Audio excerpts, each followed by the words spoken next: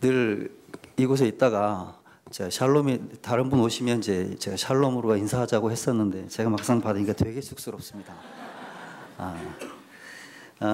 제가 종교개혁주일에 이렇게 설교를 하는 것은 개인적으로 처음입니다. 또 준비하면서 찬송가 이렇게 미리 보내달라고, 그러니까 설교 원고랑 찬송가를 보내달라고 했었는데 주보랑 찬양이 다를 건데요. 제가 내주는 강한 성요가 마틴 루터가 작사 작곡한 곡이고, 그래서 이제 하겠다고 했는데 습관적으로 옛 찬송가가 384장인데 눈으로 보면서도 그냥 384장을 적고 그렇게 했던 거죠. 그래서 일부 때는 저는 전혀 생각도 못했는데 이창희가 불러서 좀 바꿔달라고 그랬었습니다. 또 개인적으로 또 찬양을 선택을 하면서 처음에는 종교개혁지라 해서 방금 전에 성가대에서 찬양했던 그 찬양을 선택을 할까 하다가 말씀의 이제 주제가 좀 다른 것 같고 그랬는데, 개인적으로 이렇게 또 듣고 찬양을 먼저 듣고 예배를 드리기 위해서 개인적으로 너무 감사를 드립니다. 네, 너무너무 반갑고 감사합니다. 기도하겠습여 하나님, 이 시간에 우리에게 말씀을 주시니 너무나 감사합니다.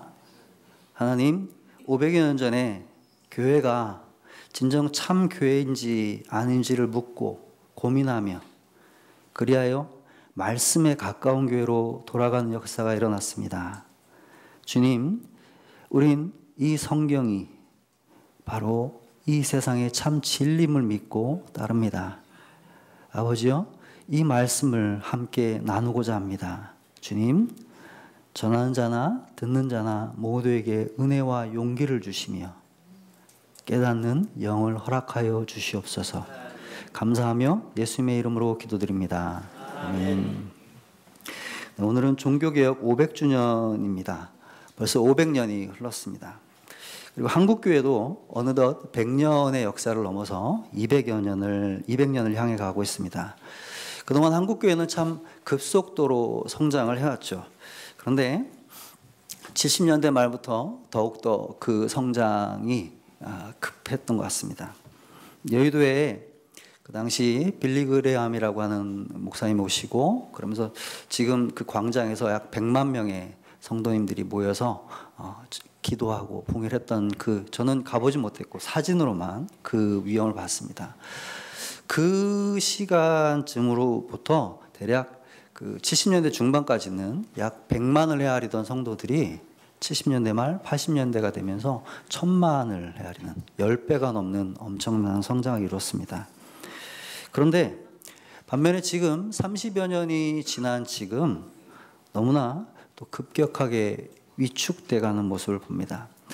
양적으로는 아직까지는 그렇게 두드러지지는 않은 것 같습니다. 그런데 실제로 교회마다 주일학교 학생들이 줄어들고 있고, 또 최근의 연구를 보면 약 성도의 10%가 감소했다라는 이야기가 있는데, 어쩌면 교회마다 중복 또는 중복되는 성도들의 숫자 또는 적을 두고 실제로 출석하지 않는 사람들을 보면 더 심각하지 않을까 생각합니다. 저는 개인적으로 이런 양적인 면보다도 더 심각한 건 질적인 면이라고 생각합니다. 단적으로 제 경험을 보면, 제가 어렸을 때 어른들이 동네에서 교회를 가는 분이 저희 집 빼놓고 별로 많지 않았는데요. 그런데 다른 아이들이, 부모님은 안 다녀도 교회를 이제 보내는 경우가 있습니다. 그리고 그분들이 꼭 하시는 말씀이 교회 가서 무슨 나쁜 거 배우겠어? 라고 하셨습니다. 교회는 신뢰의 공간이었습니다. 그런데 지금은 교회를 다닌다라고 하면 제 잊혀지지 않는 게 1988년 올림픽 때였습니다. 84년 그 올림픽 때 레슬링에서 금메달을 딴 김원기라는 분이 있습니다. 지금 고인이 되셨는데 그분이 88년에 해설자로 나왔습니다. 그리고는 해설자가 아니라 이제 그 전에 올림픽을 준비하면서 84년에 어떤 역할을 했나 이런 거를 하셨습니다. 그분이 열심히 말씀을 막 이렇게 하면서 하나님의 은혜로 제가 무명이었던 제가 그런 일을 감당하게 됐습니다, 이런 요지의 말을 참 잘하시더라고요. 조근조근 너무 잘하시는데 제가 식당에서 그 장면을 봤는데 그때 그분들의 말이, 다른 옆에 식사하시던 분들이 이렇게 말했습니다. 하여튼 교회 다니는 놈들 말은 참 잘해. 너무 잊혀지지 않습니다. 근데 88년 이후에 지금 더 시간이 오래 흐르고 이제는 아예 기독교가 아니라 개독교라고 하는 욕을 먹고 있습니다. 단순히 욕을 먹느냐, 인식이 나빠졌느냐 문제가 아니라 우리도 느낄 정도로 교회가 타락해가고 있다는 게, 이게 정말 문제죠. 이렇게 급격한 그런 타락 속에서 개혁의 목소리는 커져갑니다. 이제는 달라져야 한다, 새로워져야 한다, 이런 이야기들이 많습니다. 여러 가지 대안들도 나오고 있습니다. 그런 가운데 저는 오늘 이 말씀이 진정 기독교의 개혁이 무엇일까를 예레미야의 외침을 따라서, 그리고 또 종교개혁자들을 살피면서 함께 나누고자 합니다. 오늘 말씀을 우리 살펴본 예레미야는 유명한 설교자죠. 선지자입니다. 그런데 슬픈 시대의 선지자입니다. 나라가 점점 쇠락해가고 멸망의 위기가 있는데도, 그런데도 정신을 차리지 않는 사람들, 그리고 결국 망하는 시대까지 그들을 이끌고 그 가운데서 진리를 외치며 살았습니다. 그 시대를 보면 당대 유다는 너무나 열악한 상태에 있었죠. 이미 북쪽에 있던 동족 이스라엘은 아수르라고 하는 거대 제국에 멸망을 했습니다. 그런데 그 제국마저 멸망하고 이제 신흥 강호인 바벨론 제국이 등장하여서 위협하고 있습니다. 남쪽에는 전형적인 강호였던 이집트가, 애굽이 이 혼란스러운 상황 속에서 자신의 힘을 회복하고자, 영향력을 회복하고자 계속 왔다 갔다 하고 있습니다. 이런 상황을 저는 지금 우리나라를 좀 비교해서 좀 보고 싶습니다. 얼마나 그게 심각했을까요? 저는 이걸 하면서 찾아보니까 지금 세계에 약 230개 또는 240개의 나라들이 있다고 합니다. 그런데 2017년 현재 발표로는 한국이 세계 군사력 11위의 강국이라고 합니다. 문제는 11위라 그래도 주위에 있는 나라들이 1위, 2위, 3위 이러니까 아무 소용이 없는 거죠. 그래서 우리는 늘 북한이 핵을 쏠까 봐 무섭고, 그로 인해서 다른 강대국이 더 큰 어떤 문제를 일으킬까 봐 늘 두렵습니다. 지금 11위의 강국이 이 정도인데 당대의 최고 강국들 사이에 있는 힘없는 유다가 얼마나 위기였을까요? 예레미야도 자주 말하고, 그리고 다른 선지자들도 말하는 가운데, 그런데 분명한 것은 북방 민족이 쳐들어와서 이스라엘을 멸망시킬 것이다. 이대로 가면 멸망이 곧 다가올 것이다 라고 말하고 합니다. 왜 이런 일이 있을까요? 그것을 죄악이라고 말합니다. 예레미야는 곳곳에서 워낙 이 유다의 죄를 지적하고 있습니다. 그걸 13절, 오늘 13절, 15절을 이렇게 보면요, 간략히 보면 거기에 이렇게 말합니다. 그것은 탐욕과 거짓, 회개하지 않는 죄라고 말합니다. 그런데 그 죄는 단순히 백성들 또는 소수의 몇몇 사람이 아니라 지도자로부터 심지어 선지자들까지도 이런 죄를 범하고 있습니다. 그리고 그 선지자들은 그런 상황에서도 그저 평안하다, 평안하다라고 하면서 거짓으로 위로하면서 자기들의 지위를 유지하며 살아가고 있습니다. 이런 상황에서, 이런 심각한 상황에서 예레미야는 어떤 말을 하고 있습니까? 오늘 16절을 다시 한번 같이 읽어볼까요? 16절 있습니다. 여호와께서 이와 같이 말씀하시되 너희는 길에 서서 보며 옛적 길 곧 선한 길이 어디인지 알아보고 그리로 가라. 너희 심령이 평강을 얻으리라 하나 그들의 대답이 우리는 그리로 가지 않겠노라 하였으며. 예레미야는 너희는 길에 서서 보고 옛적 길 곧 선한 길이 어디인지 알아보고 그리로 가라라고 합니다. 옛적 길로 가라. 옛적 길은 선하다라고 말합니다. 그렇다면 옛적 길이 과연 어떤 길일까요? 어떤 길이기에 그 길이 선하다라고 말을 하는 걸까요? 분명 그 시대에 탐욕과 죄악으로 가득 찬 그런 길과는 다른 길일 것입니다. 성경에서는, 본문에서는 그 길을 아주 구체적으로 말하지는 않습니다. 그런데 저는 유추해 볼 수 있는 것이 예레미야가 선지자로 활동했던 시기를 통해서 우리는 좀 살펴볼 수 있을 것 같습니다. 예레미야는 아까도 말씀드렸지만 거의 전생애를 암흑기에 살았죠. 계속 안 좋아지고 결국 멸망당하고, 그리고 마지막에는 그 멸망당한 그래 남은 유민들에게 죽임을 당했다고 전승은 이야기합니다. 그런데 이렇게 슬픈 시기를 살았던 선지자, 그리하여 그의 칭호가 눈물의 선지자라고 알려져 있는 이 예레미야에게 어떤 굳이 본다면 유일한 기쁨의 시간이 있었습니다. 그것은 바로 처음 섬겼던 요시야 왕 때라고 생각됩니다. 요시야는 그 전의 왕들이 요시야 이전에 수많은 왕들이 악을 행하고 있을 때, 그런데 놀랍게도 8살에 왕위에 오르고 그 어린 나이에 올랐으면서 이전에 그 악과는 다른 삶을 살았습니다. 그는 신앙으로 살았고 마침내 26세 성전을 수리하기로 요청했죠. 그런데 이 성전을 수리하는 가운데 놀라운 일이 일어납니다. 그곳에 선지자들이 그 성전을 수리하고 청결케 하다가 율법책을 발견했다고 알려옵니다. 율법책이었습니다. 저는 사실 이 사실이 너무 놀라운데요. 늘 교회 문화, 그 이스라엘이라는 나라, 유다라는 나라가 성전에 익숙하고 예배에 익숙한 나라인데, 그런데 그 예배와 그 신앙의 핵심인 율법책을 이제 거의 잊어버리고 살았다는 거죠. 물론 지금처럼 그렇게 책이 흔한 시대가 아니기 때문에 이런 일이 있을 수 있는데, 그만큼 영적으로 말씀을 아예 찾아보지 않은 지가 수도 없이 오랜 시간이 흘렀다는 얘기를 보여주는 것 같습니다. 그런 가운데 요시야는 그 말씀을 보면서, 그 말씀을 듣고 보면서 크게 회개합니다.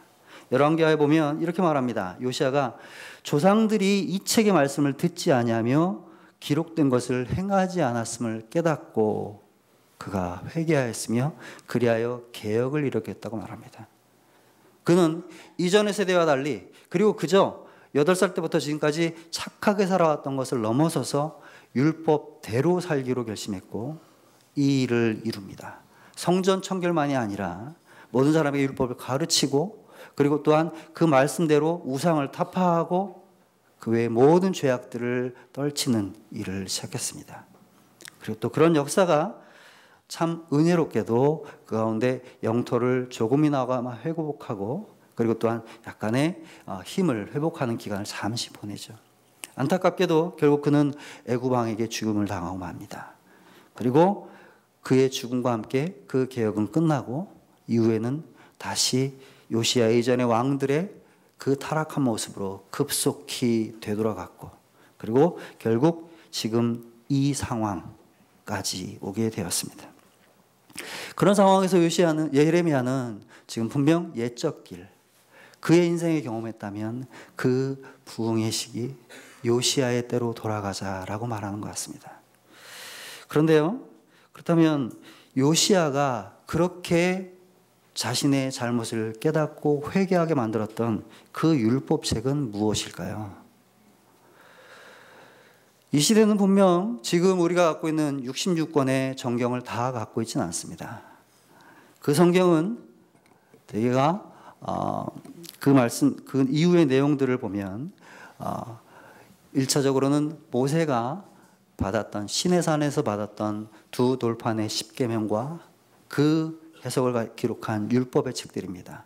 그 대부분이 출애굽 그리고 신명기에 많이 적혀 있죠.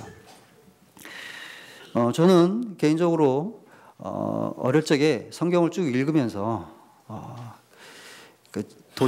성경 읽기를 도전하다가 창세기는 재밌게 읽다가 어느 순간에 이렇게 성경을 덮는 때가 있었습니다. 대개 출애굽기 말이나 민수기 아니면 신명기였습니다. 제일 힘들었던 건 규빗 거리는 게 너무 힘들었고, 그리고 해라 하지 말라 이런 거 뭐 먹지 말라 너무 힘들었습니다.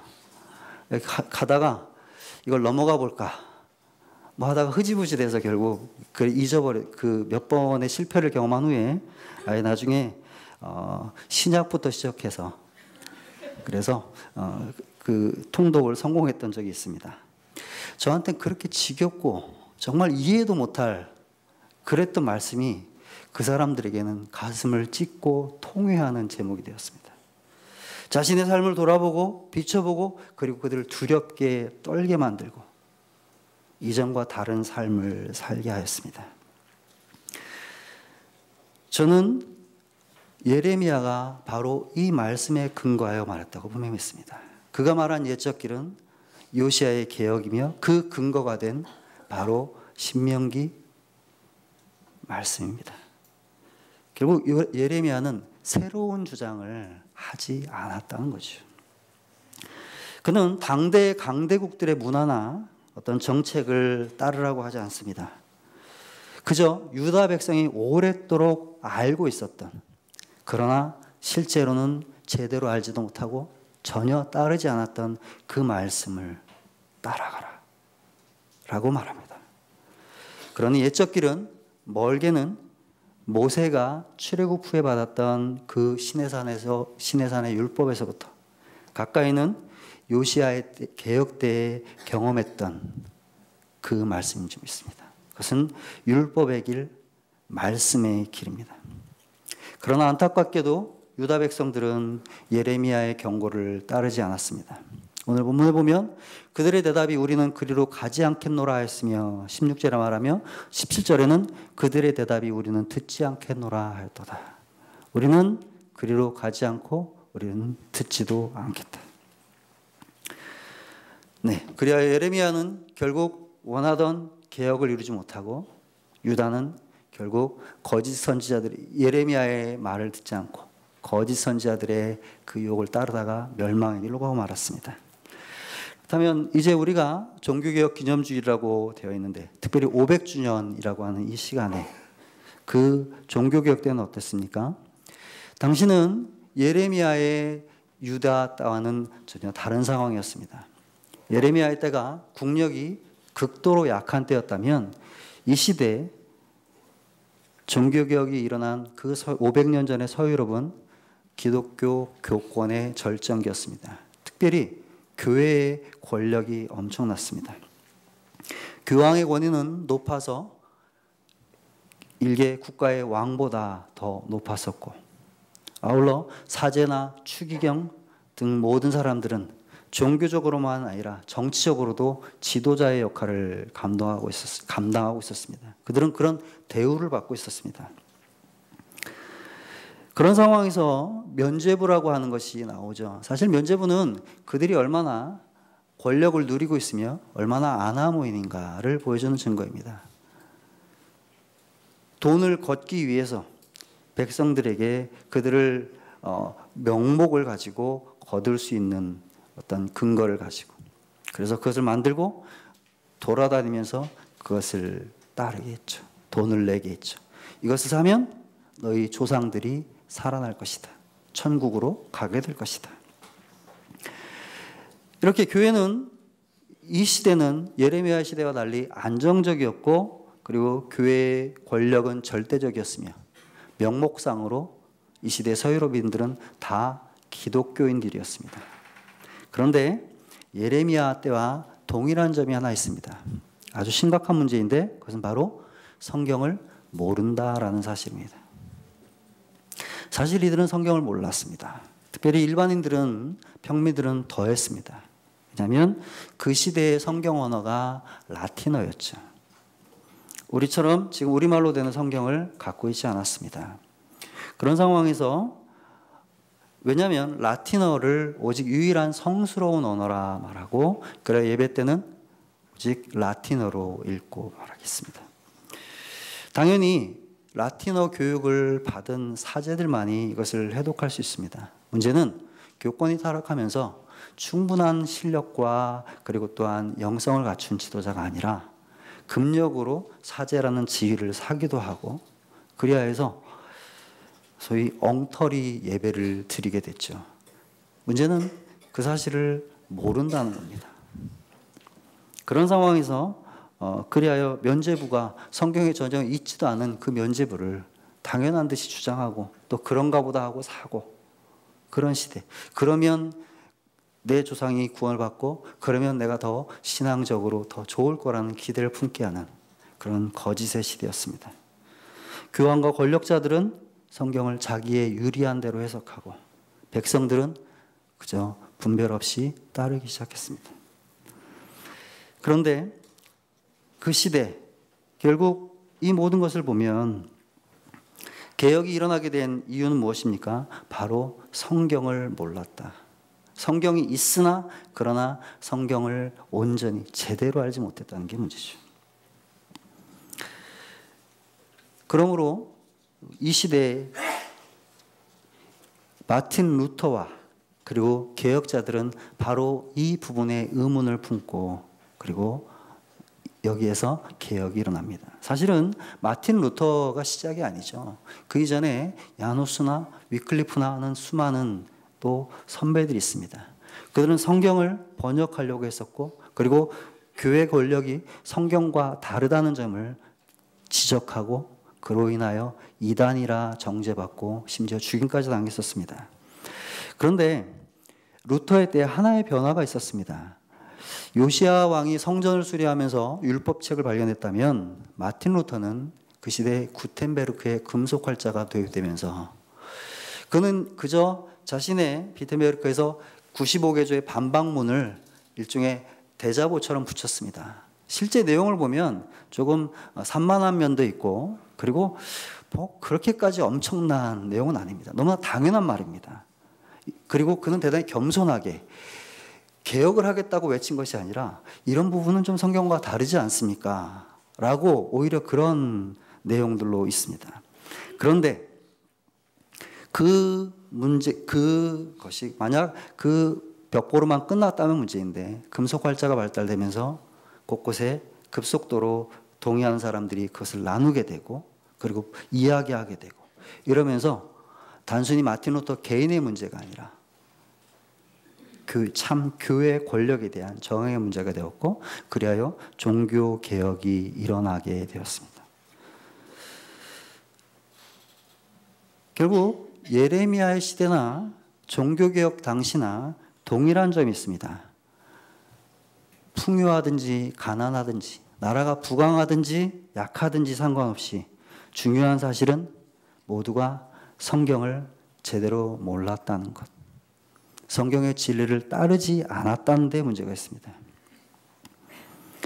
분명 이 시대를 보면 아모스 선지자의 말과 참 닮았습니다.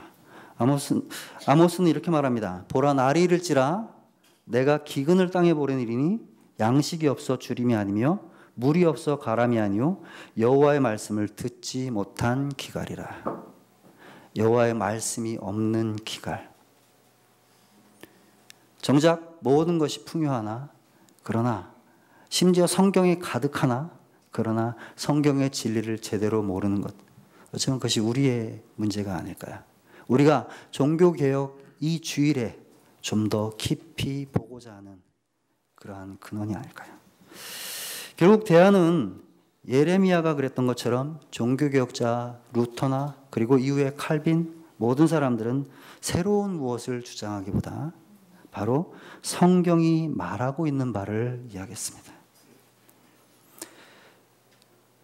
성경을 이야기하지만 실제로는 성경과 멀어져 있는 교회를 비판했고 그리고 또한 무분별하게 따르는 사람들에게 말씀으로 돌아가자고 말합니다. 그것이 바로 예레미야가 말한 옛적 길, 그곳으로 돌아가자는 말이겠죠. 문제 해결도 여기 있습니다. 결국 종교개혁자들은 오직 성경으로 돌아갈 것을 주장했고 그 속에 개혁이 일어났습니다. 예레미야는 사랑의 마음으로 그 시대의 말씀으로 돌아가자 말했지만 안타깝게도 그 시대의 백성들은 그리로 가지도 않고 듣지도 않겠노라 하며 마음을 강팍하게 하고 결국 멸망에 이르렀습니다. 반면 개혁자들의 노력은 헛되지 않았습니다.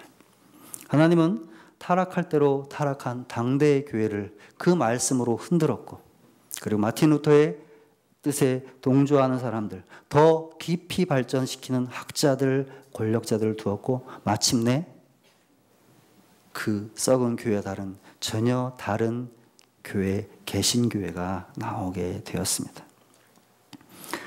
이것을 대략 기독교에서는 지금은 그 시대 종교개혁 시대를 정리하면서 파이브 솔라라고 합니다. 5가지 솔라라고 하는데 솔라 스크립추라, 솔라 피데, 솔라 등등등 있는데요. 예, 뭐 솔라 스크립추라, 오직 성경으로라고 하는 말을 기억하실 겁니다. 오직 성경으로. 개혁자들은 성경이 진리임을 믿었습니다. 그렇습니다. 성경은 모세의 때에도, 예레미야의 때에도, 그리고 종교개혁의 때에도 진리였습니다. 아울러 21세기를 살아가는 우리에게도 진리임을 믿습니다. 선지자 이사야는 말합니다. 풀은 마르고 꽃은 시드나 우리 하나님의 말씀은 영원히 서리라.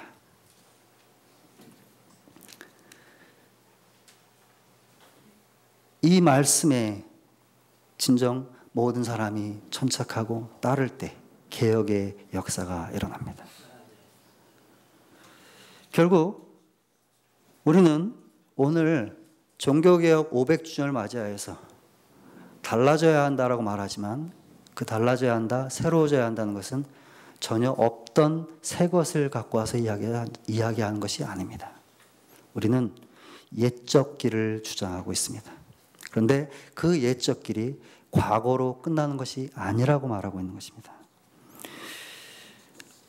스탠리 하워즈라고 하는 목사이자 학자가 있는데요. 그가 한나의 아이라고 하는 자서전적인 책에서 이런 글을 썼습니다. 나는 신학자가 일부 철학자들처럼 어떤 입장을 가져야 한다고 생각하지 않는다. 입장이라고 말하면 신학자가 뭔가 새로운 것을 주장해야 한다는 인상을 줄 수 있는데 나는 나사렛 예수의 십자가와 부활을 통해 우리가 새 시대를 살아가기 때문에 신학자들에게는 입장이라는 것이 없다고 믿는다. 신학자의 과제는 입장을 내세우는 것이 아니라 교회가 받은 것이 무엇인지 알도록 돕는 것이다. 저는 이 말에 동의합니다. 아울러 제가 지금 나눌 수 있는 것이 무슨 새로운 것을 이야기하는 것이 아니라 제가 받은 것, 교회가 받은 것을 다시 한번 우리에게 기억하게 하고자 합니다. 왜냐하면 우리는 너무 자주 우리가 받은 그 진리의 위대함과 그 놀라운 능력을 자주 잊어버리고 말씀에서 멀어지기 때문입니다.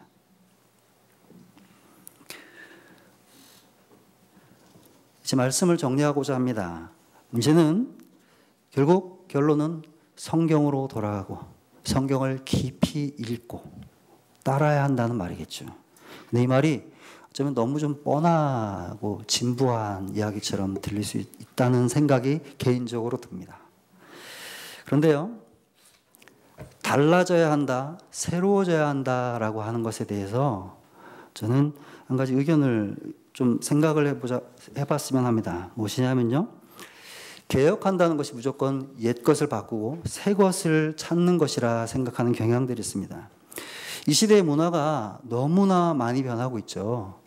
정말 이전에는 알지도 못했던 기술과 그런 것들이 너무나 많습니다.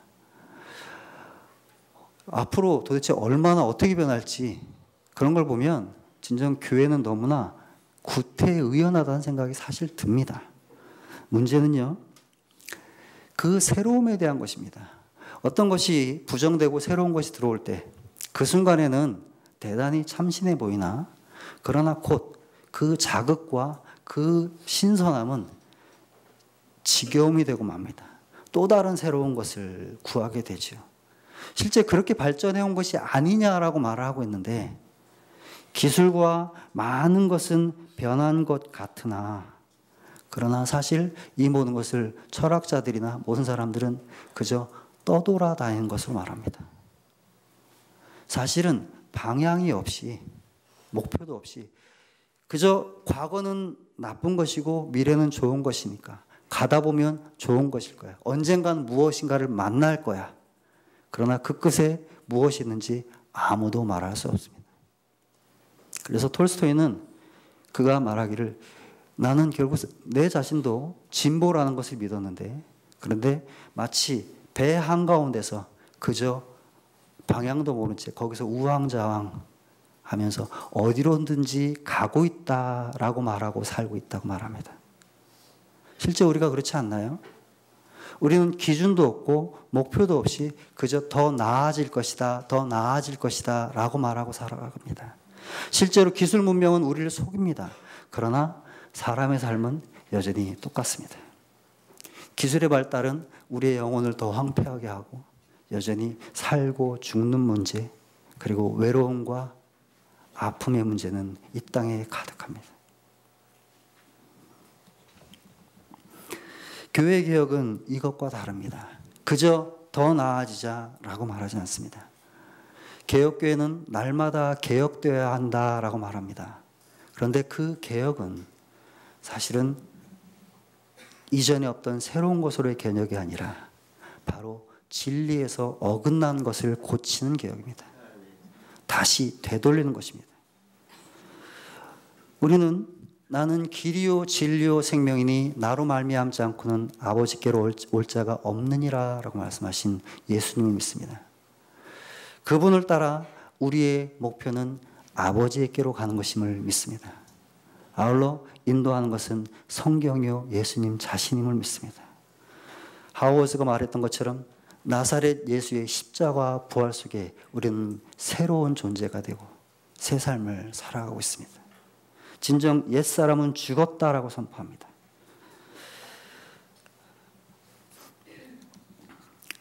그런데 이런 부분에서 실제로 교회는 이렇게 성경으로 돌아간다 그러면 성경은 새로우냐? 여러분 정말 성경을 읽을 때 새로움을 느끼십니까? 아까 말했듯이 제가 규빗 하는 데 절망하고 그냥 포기하고 그러진 않습니까?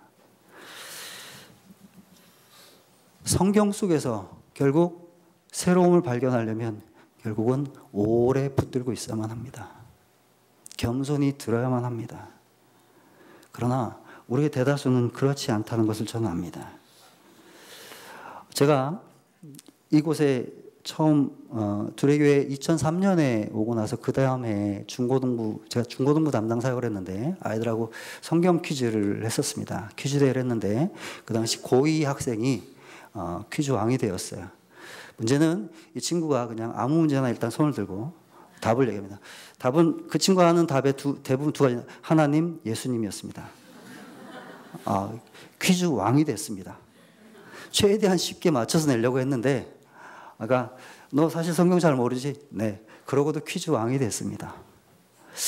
저는 사실 그 아이를 뭐라고 하고 싶지 않고요. 실제로 제가 그랬다는 것을 압니다. 제가 보기에 대부분의 우리의 신앙은 초등학교 때 신앙입니다. 지식은 그대로인데 문제는요.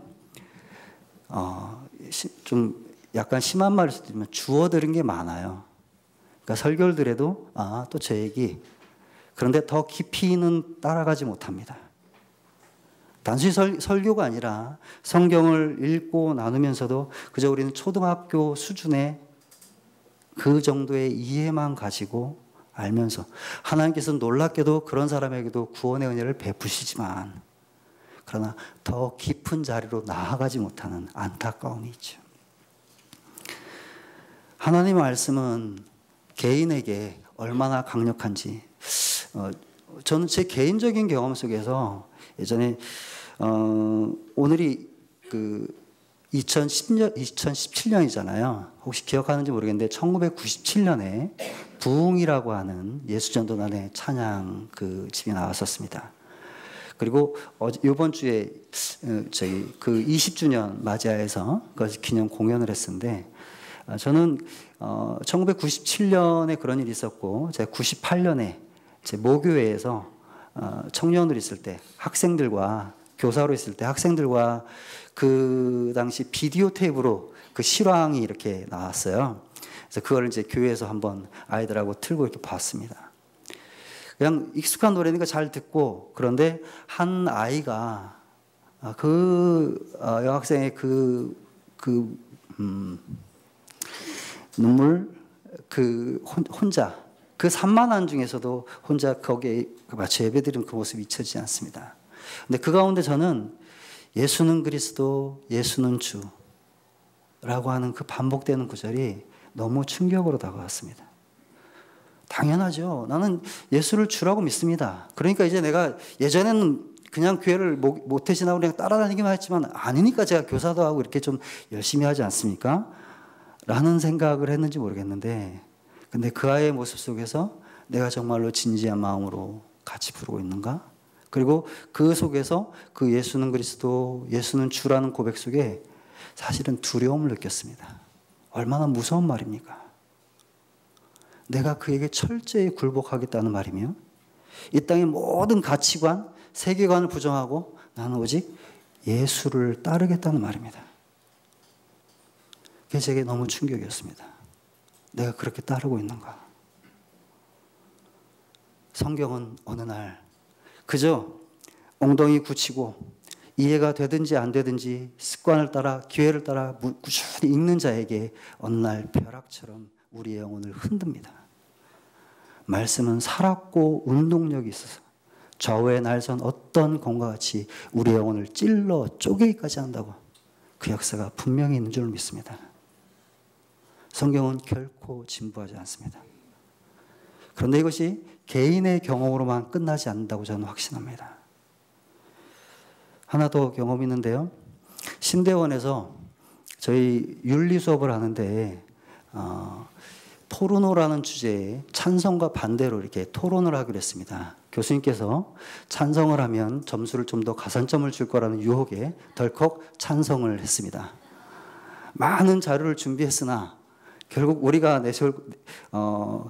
그전 수업 때도 이제 그 전에까지 자료를 봤는데 그전 선배들은 그다지 이거 가볍게 했더라고요. 우리가 충분히 이긴다. 문제는 그 반대편 찬성팀 친구, 그러니까 포르노 반대팀 친구가 너무 성실하게 준비를 해서 하다가 계속 이것도 지우고 저것도 지우고 하다가 결국 발표자가 나가서 한 말은 이런 얘기였습니다. 포르노라는 단어가 성경에는 없습니다. 그러니 뭐 이렇게 적당히 신혼생활과 이런 데 약간의 도움이 되지 않을까라고 생각을 합니다. 하는 애매모호한 말로 이렇게 하면서 그냥 코미디로 끝났는데요. 실제 그 일을 제가 해보면서 우리가 소위 문자주의를 비판하면서 때로는 우리가 이런 식으로 성경에 이런 말은 없잖아 라고 넘어가지 않는가 하는 생각을 해봤습니다.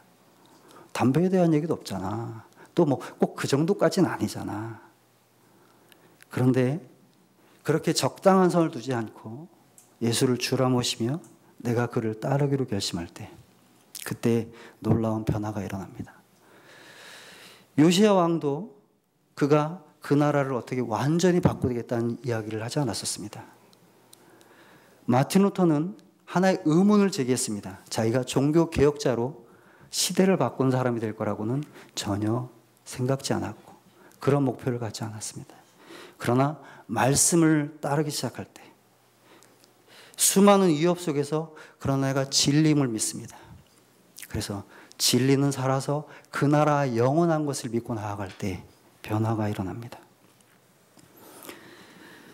그 일이